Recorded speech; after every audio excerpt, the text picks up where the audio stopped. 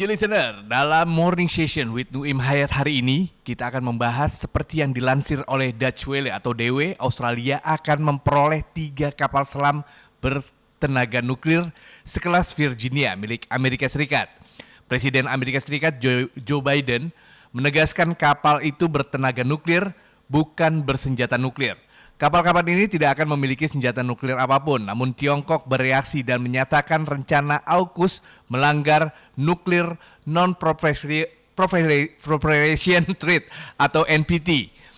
Karena hanya ada 5 negara yang diakui oleh NPT sebagai negara bersenjata nuklir, yaitu Amerika Serikat, Rusia, Tiongkok, Inggris, dan Prancis. Negara-negara itu memiliki kapal selam nuklir. Perdana Menteri Anthony Albanese mengatakan pembelian ini merupakan investasi pertahanan terbesar dalam sejarah Australia. Lantas mengapa Tiongkok begitu kaget ketika Australia akan memiliki kapal selam bertenaga nuklir? Untuk membahasnya saat ini saya sudah bersama dengan jurnalis senior Nuim Hayat langsung dari Melbourne, Australia. Bang Nuim, Assalamualaikum, selamat pagi waktu Jakarta, selamat siang waktu Melbourne, Bang. Waalaikumsalam warahmatullahi wabarakatuh, Wahyudi. Selamat siang waktu Melbourne, selamat pagi waktu Jakarta. Bang Nuim, terkait pembelian atau rencana kedatangan 3 kapal selam kelas nuklir yang diterima dari Amerika Serikat, sepertinya akan membuat suasana atau kondisi kawasan di Asia Tenggara atau Asia akan memanas. Seperti apa tanggapan Bang Nuim? Ya, ini aneh bin ajaib sebenarnya. Pertama, kalau dipikir seperti yang dikatakan oleh mantan Perdana Menteri Australia Paul Keating yang juga dari Partai Buruh, untuk apa punya kapal selam bertenaga nuklir? Karena kalau memang katanya untuk menjaga diri agar jangan sampai diserang oleh Tiongkok, lalu Keating mengatakan bahwa yang akan terjadi kalau Tiongkok akan menyerang tentunya melalui darat katanya. Jadi dengan membawa pasukan dengan kapal, kemudian pasukan didaratkan di Australia, bukan dengan menggunakan kapal selam nuklir. Jadi seakan-akan ada tuduhan bahwa Australia ini bukan hanya ikut-ikutan, tetapi dipengaruhi oleh Amerika dan oleh Inggris untuk mempersenjatai diri seakan-akan Australia dalam keadaan bahaya akan diserang oleh Tiongkok. Lagi pula, Iswahyudi, ini kapal ini yang nanti akan menghabiskan uang Australia hampir 400 miliar, 368 miliar dolar Australia, ini bukan segera akan ada, ini masih jangka waktunya masih bertahun-tahun sebelum kapal selam ini akan siap untuk digunakan oleh Australia. Karena begini, kapal selam yang seperti ini dengan tenaga nuklir ini memerlukan awak yang terampil. Ya, ini kapal selam ini bisa membawa sampai lebih dari 100 awak dan ini harus dilatih. Mereka ini harus dilatih.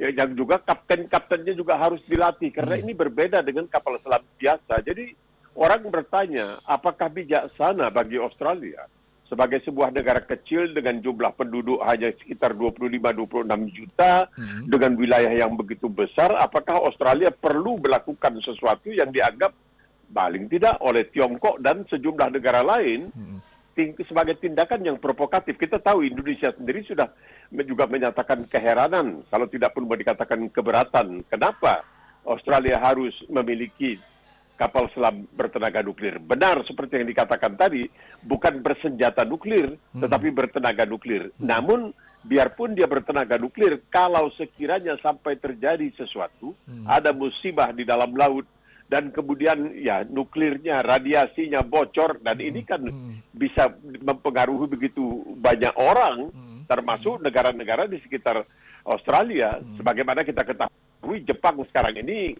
katanya ingin membuang air yang sudah tercemar dengan radiasi ketika beberapa tahun yang lalu terjadi gempa bumi dan tsunami yang dahsyat sekali di Fukushima. Itu saja sudah menggemparkan orang. Padahal air itu katanya sudah diolah sedemikian rupa sehingga tidak berbahaya. Tetapi karena ada di situ perkataan nuklir, karena air tersebut adalah dari stasiun pembangkit listrik tenaga nuklir Jepang, orang mulai deg-degan, termasuk dalam hal ini, dalam kasus kapal selam Australia ini, Indonesia pun telah menyatakan keheranan, kalaupun tidak dikatakan keberatan atau barangkali ya keterkejutan Indonesia. Kenapa Australia harus memiliki kapal selam bertenaga nuklir? Betul. Memang Indonesia sendiri sebetulnya terkejut dengan rencana yang akan dilakukan oleh Australia dengan mempersenjatai armada perangnya dengan kapal selam nuklir ini. Dan bisa dibilang Indonesia menuntut konsistensi dari Australia untuk tidak mengembangkan senjata nuklir. Ibarat kata Australia hanya sebagai wadah dan isinya diatur oleh AUKUS. Bang Nuim sendiri melihatnya seperti itukah atau ini hubungan yang apakah punya potensi akan memanaskan suasana di Asia, Bang Nuim? Bisa memanaskan suasana di Asia.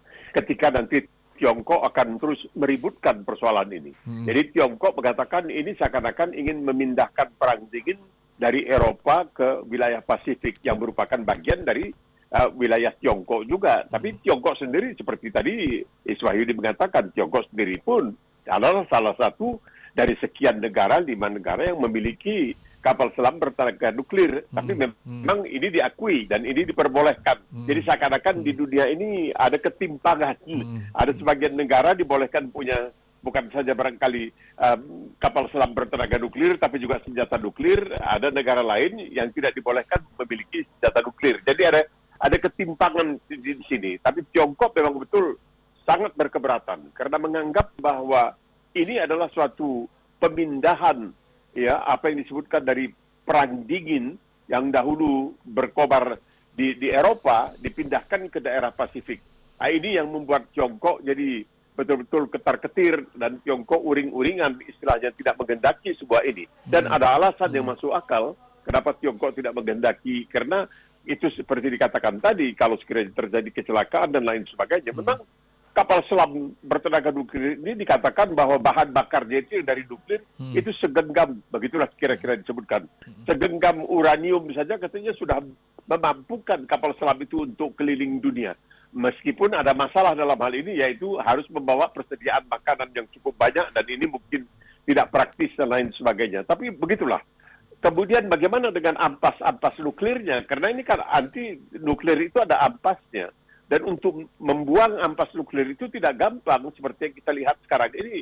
Di Jepang, air yang sudah tercemar dengan radiasi nuklir karena kejadian tsunami beberapa tahun yang silam disebabkan oleh gempa bumi, membuat banyak orang di daerah Pasifik mulai ya agak merasa was-was, merasa khawatir. Nah, Jepang mengatakan air ini setelah kami olah dan lain sebagainya mesti kami buang. Dan kami akan membuangnya ke laut. Nah, orang mengatakan, apakah itu aman untuk dibuang ke laut? Jadi, segala yang bertalian dengan nuklir itu memang menimbulkan rasa takut yang sangat luar biasa. Barangkali oleh sebab itulah, maka tidak sampai dari sejak akhir Perang Dunia Kedua, boleh dikatakan tidak ada Perang Dunia lagi, karena ya ini ada senjata nuklir yang ditakuti oleh semua pihak. Karena kalau terjadi perang dan digunakan senjata nuklir, maka dampaknya semuanya akan ikut hancur. Jadi kalau dilihat dari sisi hikmah, dari sisi ya bisa dikatakan manfaatnya adalah bahwa senjata nuklir telah mencegah perang dunia ketiga berkobar. Nah sekarang ini dengan adanya kapal selam nuklir, maka ada pertanyaan, kenapa ini harus terjadi? Pertama, nuklir. Kedua, kalau bagi Australia, biayanya sungguh sangat luar biasa. Sungguh sangat luar biasa besarnya. Dan ketiga, ini yang oleh Perdana Menteri atau mantan Perdana Menteri Australia yang juga dari Partai Buruh, Paul Keating dikatakan, ini seakan-akan Australia ini hanya manut-manut saja, tunduk-tunduk. Ya, kembali katanya keharibaan ibu tirinya, yaitu Inggris katanya keharibaan ibu tirinya, katanya seakan-akan dikendalikan oleh ibu tirinya dari Inggris sana. Padahal ketika Inggris dulu masuk jadi anggota Uni Eropa atau pasaran bersama Eropa, mereka tidak memikirkan tentang Australia, padahal hubungan dagang cukup besar dan sangat berpengaruh waktu itu terhadap Australia, karena Inggris bergabung dengan Uni Eropa. Kok sekarang katanya tiba-tiba memutuskan kontrak yang sudah dijalin dengan Perancis untuk membuat kapal selam, dalam tanda kutip kapal selam biasa, kapal selam non-nuklir. Nah, sekarang ini akan membangun kapal selam, beli dari Amerika, kemudian dari Inggris dan lain sebagainya.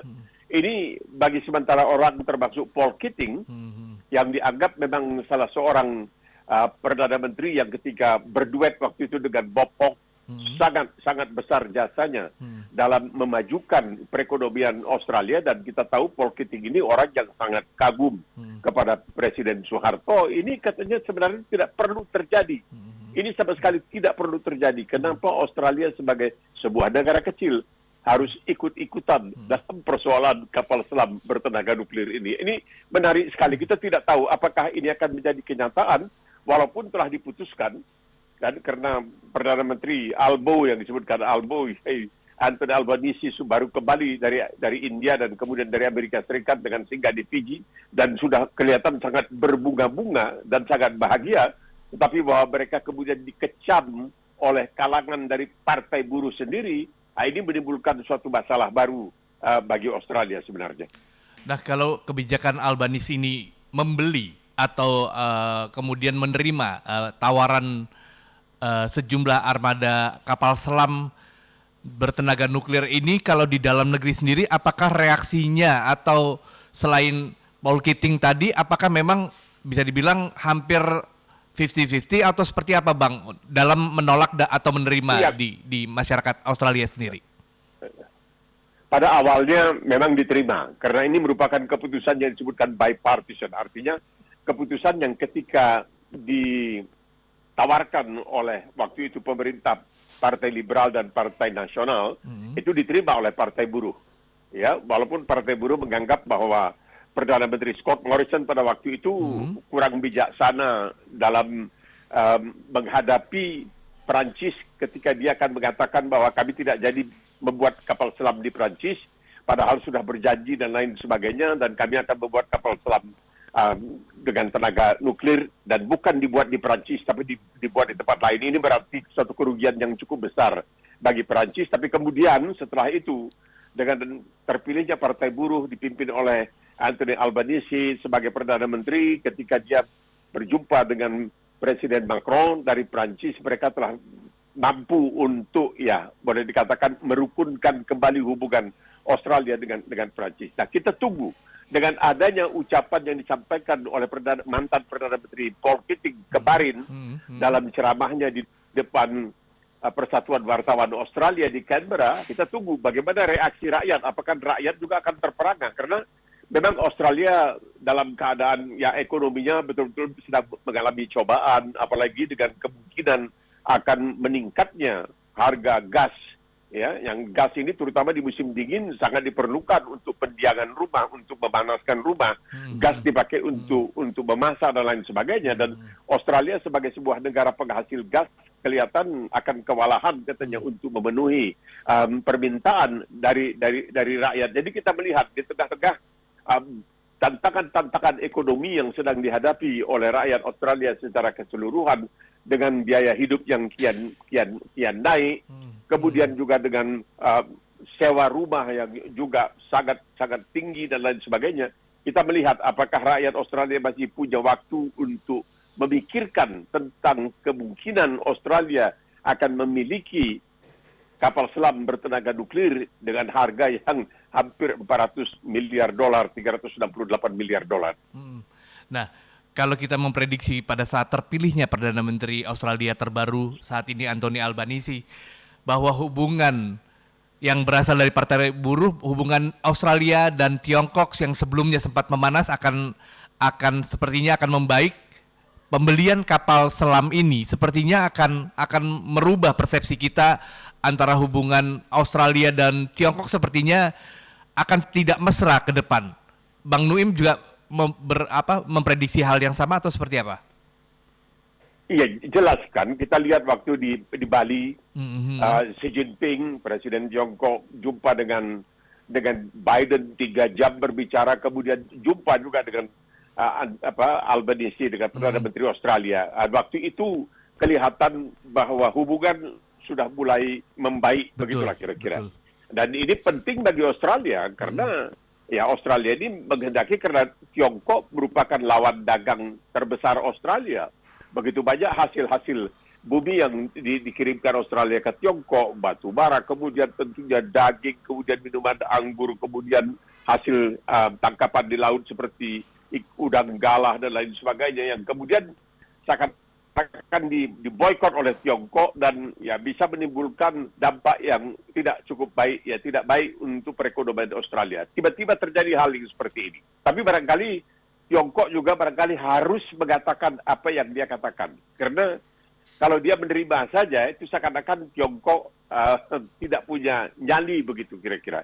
Padahal orang mengatakan juga, ya ini kesalahan juga kesalahan Tiongkok. Kenapa ya? Tiongkok belakangan ini, terutama di bawah Xi Jinping, melakukan pembangunan angkatan bersenjatanya dengan sedemikian rupa, sehingga merupakan kekuatan kedua di dunia ini. Jadi mereka juga mengatakanlah, kalau Tiongkok sekiranya tidak begitu meningkatkan kemampuan militernya, mungkin Australia bisa mengatakan, mungkin kami juga tidak memerlukan kapal selam bertenaga nuklir, tapi kita melihat Tiongkok bukan saja melakukan pembangunan ekonomi yang sangat luar biasa, tetapi juga melakukan pembangunan di bidang kemiliteran. Dan ini juga tentunya membuat Australia jadi was-was, karena daerah Pasifik ini seharusnya menjadi wilayah pengaruh Australia.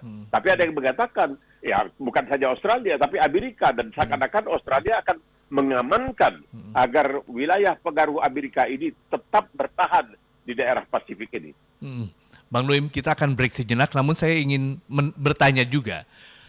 Ketika Australia kemudian memiliki kapal selam nuklir, mungkinkah kemudian Tiongkok juga mensupport negara-negara di Asia untuk juga memiliki kapal selam yang juga mungkin memiliki kemampuan yang sama, dan itu mungkin saja akan membuat suasana kawasan di Asia akan memanas. Namun kita akan bahasnya Bang Nuim setelah sejumlah informasi berikut. Dan MG Listener, jangan kemana-mana, tetaplah bersama kami di MG Radio Network, More Than Just News.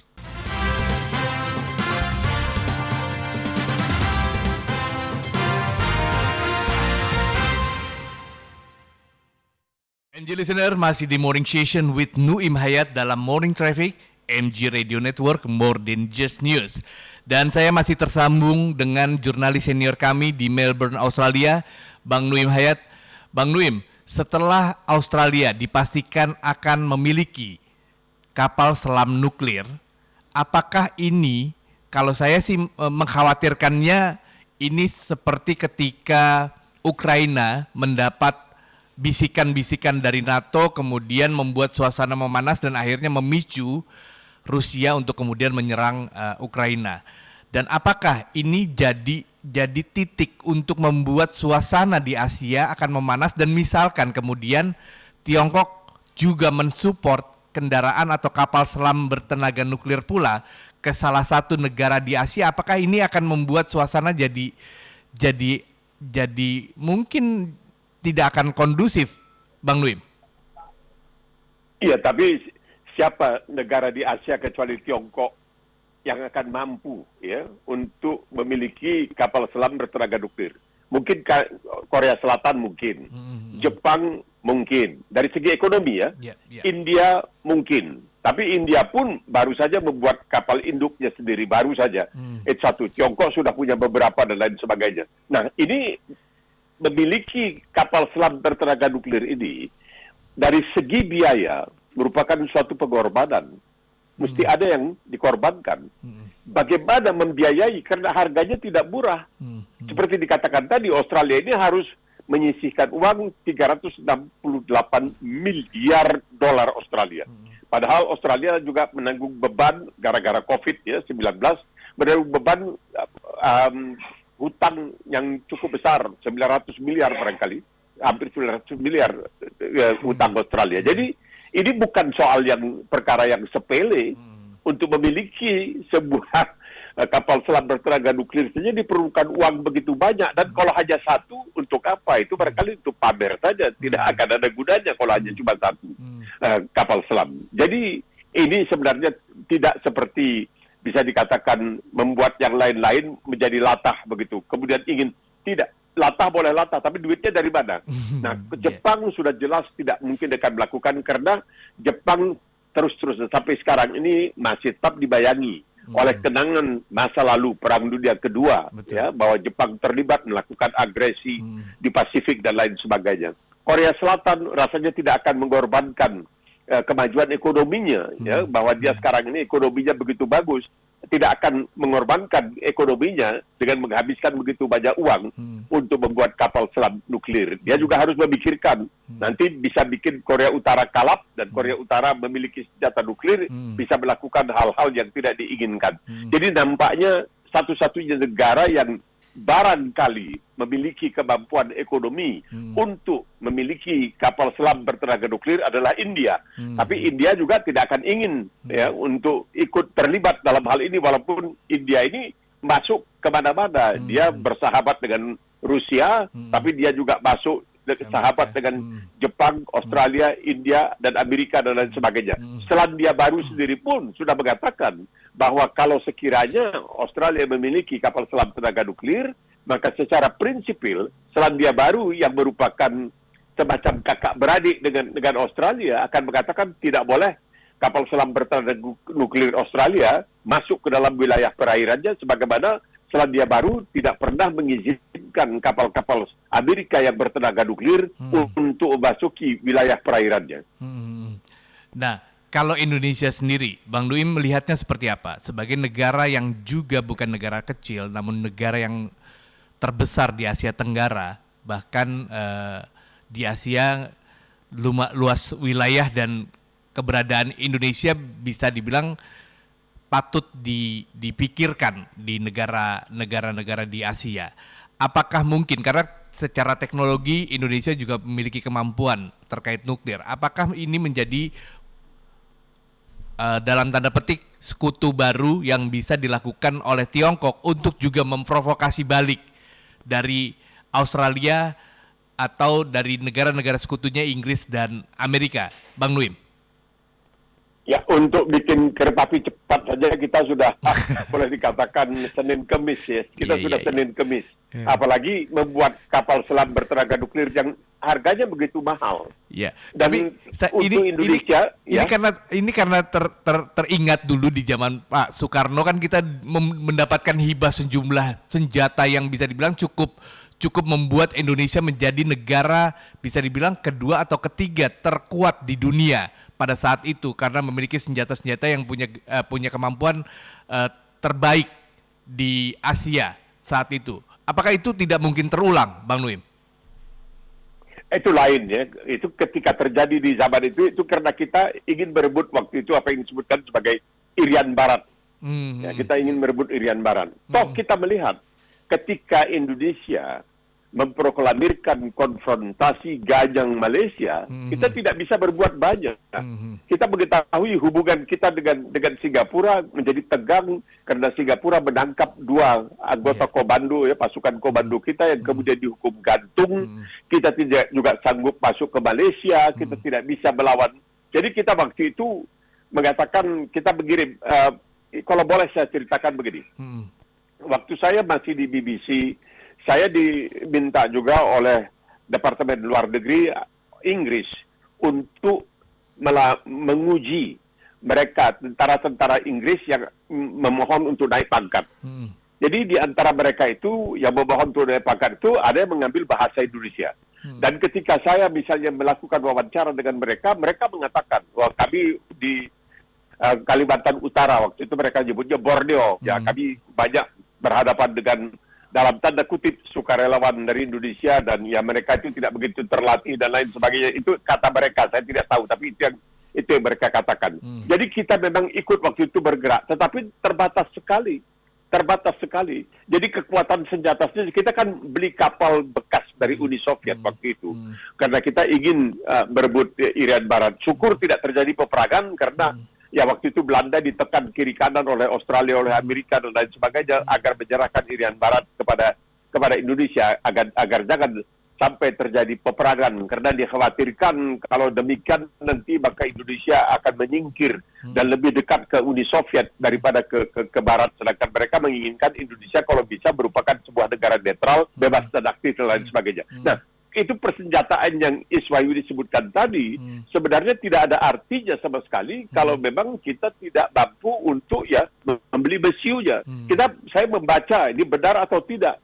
Ada kapal angkatan laut kita di Natuna katanya tidak berfungsi karena kekurangan bahan bakar dan lain sebagainya. Dan orang yang pernah menjadi Menteri Pertahanan, Riyadizat Riyakudu, pernah mengatakan ketika itu bahwa kalau kita perang katanya sekarang ini, maka barangkali kita hanya bisa membeli bahan bakar untuk pesawat-pesawat tempur kita, untuk kapal-kapal laut, kapal-kapal perang kita untuk hanya beberapa hari, tidak bisa. Jadi kelihatan di sini bahwa Indonesia sebenarnya konsentrasi lebih banyak pada persoalan ekonomi, pembangunan ekonomi daripada kekuatan angkatan bersenjata. Memang benar, Iswayudi barangkali juga mengetahui bahwa Menteri Pertahanan Prabowo Subianto baru-baru ini berkunjung ke Canberra.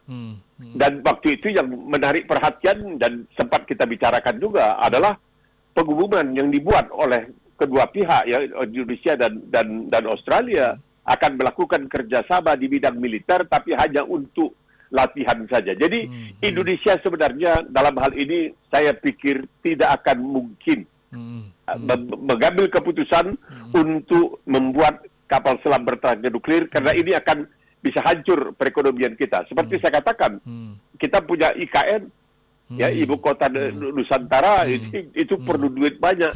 Dan juga ini hanya kereta api Jakarta-Bandung saja pun kabarnya akan makan biaya, menelan biaya yang begitu besar. Jadi saya tidak melihat kemungkinan Indonesia. Jadi kalau ada pun negara Asia selain daripada Tiongkok yang barangkali punya kemampuan kalau mereka mau, tapi saya pikir tidak ada rencana untuk itu.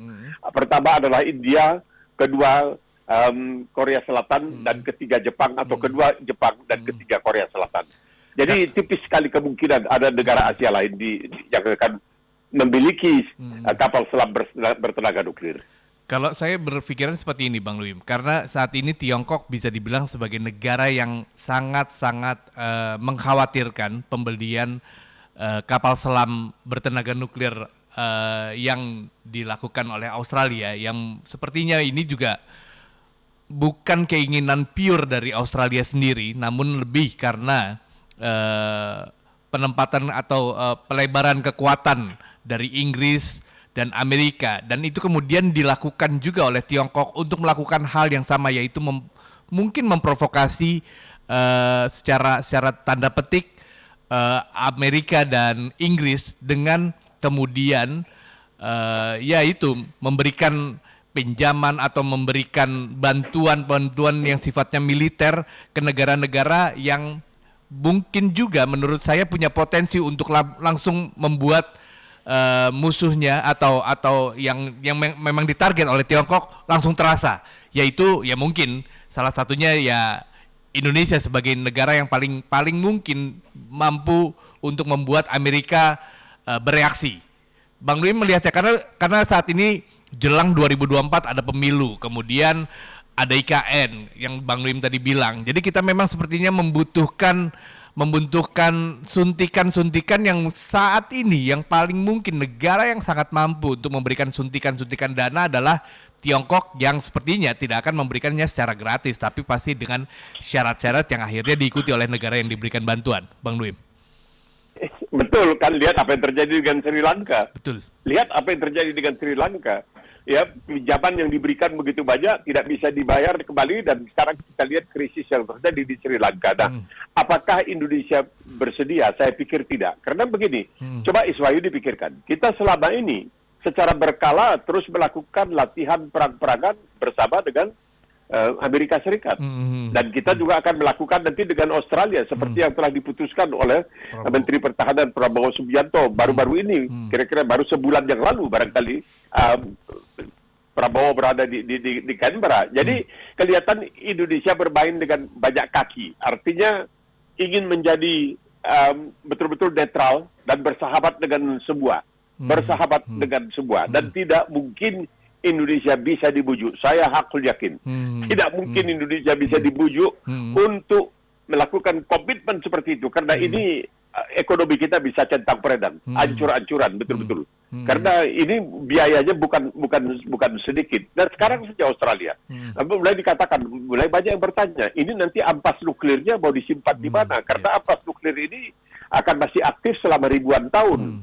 Ya, jadi Australia harus mencari tempat, ya benuanya ya ada seperti Woomera barangkali tempat dulu instalasi militer Australia mungkin, tapi di benua yang begini luas dengan penduduk hanya 26 juta, Australia juga akan kewalahan ini mencari kemana ini tempat untuk nanti membuang ampas nuklir agar bisa dibuang dengan aman. Jadi ini bukan perkara yang mudah, Iswayudi. Ini luar biasa ini. Mahalnya itu, tidak terpikirkan. Karena yaitu karena kecanggihannya. Pertama, kapal selam tenaga nuklir itu dia mampu berada di bawah permukaan laut untuk cukup lama. Betul. Kedua, dia tidak bising, tidak berisik, tidak hingar-bingar, juga agak sulit untuk bisa dideteksi. Dan itu juga merupakan pertimbangan. Ya, ketiga tentunya karena kecanggihannya itu. Jadi ini bukan sesuatu yang murah lah. Ini sesuatu yang kalau ini bisa tergadai, kita bisa menggadaikan macam-macam hal nanti kalau kita sampai membuat kapal selam bertenaga nuklir untuk sekarang inilah. Bang Nuim, kita akan lanjutkan dialog ini, namun saya tertarik dengan pernyataan dari Albo yang mengatakan bahwa pembelian 5 kapal selam bertenaga nuklir ini merupakan investasi pertahanan terbesar Australia. Investasi seperti apa? Nanti dijawabnya Bang Nuim. Dan MG Listener, jangan kemana-mana, tetaplah bersama kami di MG Radio Network, More Than Just News.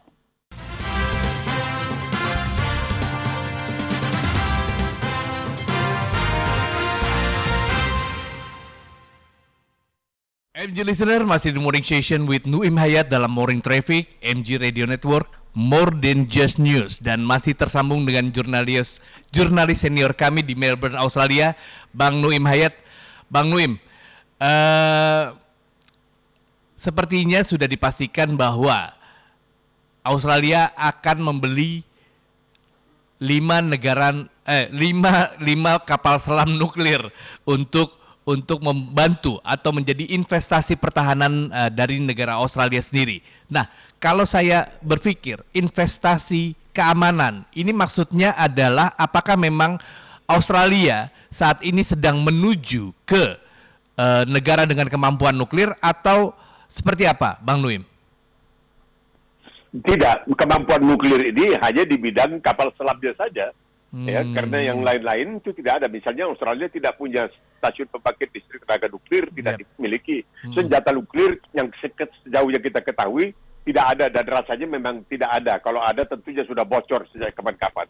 Nah, ini kan baru pertama kali. Memang ini suatu investasi yang sangat luar biasa. Tetapi itu dia yang disebutkan tadi, dan ini harus ditekankan terus. Biayanya sangat tinggi. Biayanya, karena Australia ini kan bisa disebut sebagai dalam tanda kutip negara sejahtera. Betul. Dalam artian ada pengayoman terhadap rakyatnya yang tidak bekerja, misalnya secara kasar, berapa tunjangan pengangguran, kemudian pendidikan cuma-cuma, kemudian kesehatan, kedokteran dan lain sebagainya, itu juga cuma-cuma dan lain sebagainya. Umumnya cuma-cuma, dan banyak yang disubsidi oleh pemerintah. Namun demikian, masih saja banyak orang yang mengeluh sekarang ini. Karena apa? Karena terjadi sesuatu yang di luar batas kemampuan manusia untuk mencegahnya, pertama, dan tidak sempat diprediksi sebelumnya, yaitu COVID-19. Kalau ini terjadi lagi bagaimana? COVID-19 itu telah membuat Australia Australia salah satu dari sekian banyak negara, telah kalang kabut, ya, karena harus melakukan subsidi, memberikan tunjangan kepada rakyat dan lain sebagainya, sehingga hutang Australia membludak waktu itu menjadi 1 triliun dolar. Hanya persoalan karena soal virus yang tidak terlihat. Nah, ini yang harus juga diperhatikan, karena harus ada cadangan untuk menghadapi hal-hal seperti ini. Oleh sebab itu, Australia ini melakukan sesuatu yang sangat berani lah. Ini suatu terobosan yang sangat berani, akan meningkatkan biaya pertahanannya untuk ke depan di tengah-tengah keadaan yang sedang menghimpit Australia, misalnya listrik yang mahal, gas yang diperkirakan nanti juga akan naik harganya, biaya hidup yang juga naik, kemudian soal perubahan rakyat, bagaimana yang harus disediakan karena begitu banyak orang yang tidak punya rumah, dia tunda wisma, boleh dikatakan. Juga ada orang yang tidak mampu untuk membeli rumah, mereka sewa rumah juga begitu mahal sekarang ini. Jadi banyak tantangan-tantangan pemerintah, dan di tengah-tengah semua ini tiba-tiba ada kapal selam bertenaga nuklir. Ini nampaknya memang Australia memikul beban yang sangat luar biasa. Tapi ya karena Australia adalah sebuah negara kelas menengah ya, bukan di bawah, bukan di atas, dan punya kemampuan selama ini misalnya memberikan bantuan luar negeri kepada berbagai negara termasuk kepada Indonesia. Tapi kan terbatas juga kemampuannya. Betul. Pembelian ini Iswawidi ditekankan lagi 368 miliar dolar. Ini bukan kepala tanggung. Jadi saya pikir tidak sebuah negara di Asia ini kecuali Tiongkok. Kalaupun ada negara lain mungkin India, tapi saya tidak yakin India akan mau atau akan berani untuk memiliki. Karena ini biayanya bukan kena apa-apa, ini biayanya terlalu mahal. Jadi ini merupakan sesuatu yang betul-betul tentunya ya bagi Australia telah dipikirkan matang-matang. Semoga, tapi oleh Perdana Menteri atau mantan Perdana Menteri Paul Keating, dia sangat meragukan semua ini dan dia mencela habis-habisan kemarin ketika saya mengikuti ceramah yang disampaikannya. Saya tidak masuk di akal bahwa seorang petinggi Partai Buruh, seorang mantan Perdana Menteri dari Partai Buruh bisa mencela begitu keras apa yang dilakukan oleh pemerintah Partai Buruh sekarang ini. Setelah pertemuan sejumlah pimpinan negara-negara berkemampuan ekonomi terbesar di dunia di G20 di Bali pada tahun lalu, saya punya kelegaan bahwa kawasan Asia sepertinya akan lebih tenang ketika Xi Jinping bertemu dengan Presiden Joe Biden, kemudian terrealisasi sejumlah kesepakatan. Namun KAUKUS atau bisa dibilang apa yang dilakukan Amerika Serikat dengan membentuk KAUKUS yang memang sudah diprediksi untuk mengimbangi Tiongkok di kawasan Indo-Pasifik ini, dan saat ini kemudian memberikan kemudahan kepada Australia untuk mendapatkan atau memperoleh kapal selam bertenaga nuklir ini, sepertinya akan membuat kesepakatan yang terjadi di G20 kemarin itu sepertinya akan nihil, akan tidak terwujud karena ini apa ya, bisa dibilang akan membuat provokasi baru setelah kita cukup khawatir pasca perang Ukraina dan Rusia. Sejumlah negara-negara di yang pro dan kontra akan Ukraina dan Rusia ini kemudian sepertinya membuat kekhawatiran apakah perang itu akan meluas, dan pada saat ini dengan bantuan kapal selam nuklir dari Amerika, apakah akan membuat Australia itu menjadi elit atau kelompok baru yang sudah pasti akan menjadi garda terdepan untuk menghadapi Tiongkok dalam tanda petik di Asia, Bang Nuim? Ya bisa dikatakan begitu, tapi kan memang Australia ini sudah selamanya bagian dari yang disebutkan ANZUS. Ya, ANZUS itu adalah kumpulan ya, negara-negara sekutu, begitulah kira-kira. Jadi sebenarnya mereka ini aneh ini Iswawidi, karena orang negara seperti Amerika, Inggris, Australia, ya ini kan karena Tiongkok membangun militernya. Tiongkok mengatakan ya kami bangun militer karena kalian juga punya. Jadi siapa sebenarnya yang benar nih? Ini macam debat kusir. Terus terang aja. Ini kan negara-negara hebat, Amerika Serikat, Tiongkok. Ini kan negara-negara, tapi seperti debat kusir. Amerika, Inggris, Australia mengatakan ya ini gara-gara Tiongkok dia membangun militernya begitu hebat. Nah, Tiongkok mengatakan Tiongkok punya alasan Iswayudi. Karena tahun 1937 ketika mereka diserang oleh Jepang dan Jepang melakukan kekejaman yang sangat luar biasa di sana, dan sebelumnya dalam perang Candu dan lain sebagainya ketika mereka dihina. Ketika saya berada di Shanghai misalnya berapa tahun silam, itu dibawa ke suatu tempat yang dikatakan di sini dahulu ketika Inggris berkuasa dikatakan anjing dan orang Tionghoa tidak boleh masuk. Jadi Tiongkok juga punya semacam perasaan dia perlu melakukan sesuatu untuk ya barangkali mengatakan sekarang kamu tidak bisa memperlakukan saya seperti kamu telah memperlakukan saya di masa lalu. Begitulah kira-kira. Nah ini kemudian membuat negara-negara di Barat, Amerika, Inggris, Australia, wah ini bahaya di Tiongkok, kenapa dia membangun militernya begitu hebat? Dan Tiongkok mengatakan kami punya pengalaman pahit dahulu. kami punya pengalaman pahit berhadapan terutama dengan Inggris, Prancis, kemudian berhadapan dengan Jepang. Jadi kami tidak ingin ini terulang kembali. Ya, jadi semacam itulah, semacam debat kusir. Yang satu bilang, kamu membangun militer kamu, aku juga ikut membangun militer. Ya, inilah hal yang barangkali bagaimana kita mencari jalan untuk bisa mengatakan tidak perlu berperang kalau kita masih bisa berbicara satu dengan lain. Nah, baru-baru ini juga juru bicara Kementerian Luar Negeri China atau Tiongkok, Mao Ning ini mendesak Amerika Serikat, Inggris, dan Australia untuk meninggalkan mentalitas perang dingin dan melakukan permainan zero sum atau menang kalah. Maksud statement ini menurut Bang Nuim seperti apa, Bang Nuim? Ya ini kan sebenarnya Tiongkok hanya mengingatkan kembali bahwa dulu perang dingin itu antara Rusia dengan Uni Soviet dengan Amerika, Uni Soviet tentunya dengan Kuba, dengan Tiongkok, dengan Korea Utara dan lain sebagainya. Nah sekarang ini setelah perang dingin selesai, ya karena Uni Soviet bubar dan lain sebagainya, orang merasa lega, tetapi sekarang ini seakan-akan timbul lagi suatu perang dingin lagi. Jadi zero sum ini yang celaka ini, mesti ada yang menang, mesti ada yang kalah. Padahal kan tidak perlu yang disebutkan zero sum ini, perlunya kalau bisa ya bagaimana berbicara satu sama lain, berdagang, berniaga, bukan seakan-akan siapa yang punya otot lebih hebat. Kamu punya otot, saya juga akan bina, saya punya otot. Nah, ini yang terjadi sekarang ini. Inilah yang membuat banyak orang tentunya merasa bukan apa-apa. Sayang sekali uangnya begitu banyak dihabiskan untuk hal-hal yang sebenarnya tidak perlu, padahal masih ada hal-hal lain yang sangat diperlukan demi kebahagiaan hidup umat manusia. Nah, Bang Nuim, menurut Bang Nuim sendiri, apakah kekhawatiran dari Tiongkok bahwa Australia saat ini kan hanya memiliki kapal selam bertenaga nuklir, bukan bersenjata nuklir? Apakah ini terlalu berlebihan atau memang berupaya untuk memancing bisa dibilang suasana yang memanas, dan apakah memang dengan kapal selam bertenaga nuklir ini itu akan kemudian berkorelasi juga dengan senjata nuklirnya nanti, Bang Nuim?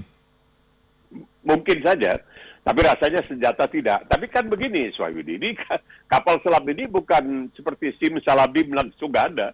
Ini antara sekarang, orang Inggris itu punya semacam pepatah yang mengatakan, antara cangkir atau cawan dengan bibir itu, ketika kita angkat cangkir untuk meneguk sesuatu dari cangkir itu ke bibir kita, banyak yang bisa terjadi. Antara cangkir dengan bibir, itu begitu sekejap tapi banyak yang bisa terjadi. Nah sekarang ini, antara sekarang dengan terwujudnya dan berhasilnya Australia memiliki kapal selam bertenaga nuklir, itu waktunya masih bertahun-tahun. Jadi kita juga heran ini kan waktunya bertahun-tahun. Bagaimana kalau sekiranya terjadi serangan sekarang ini? Nah, ini kan pertanyaan kita. Kalau sekiranya terjadi serangan, yang tidak akan terjadi. Tapi kalau ini terjadi serangan, bagaimana? Jadi inilah permainan politik yang disebutkan perang dingin dan lain sebagainya. Baik, perang dingin, selagi dia perang dingin, tidak jadi soal. Jangan sampai jadi perang panas. Siap. Terima kasih Bang Nuim sudah memperkaya atau memperluas nuansa atau wawasan kita terkait pembelian dari kapal selam, 5 kapal selam bertenaga nuklir yang akan dibeli oleh Australia dari Amerika Serikat. Terima kasih Bang Nuim sudah berbagi bersama kami sejumlah informasi.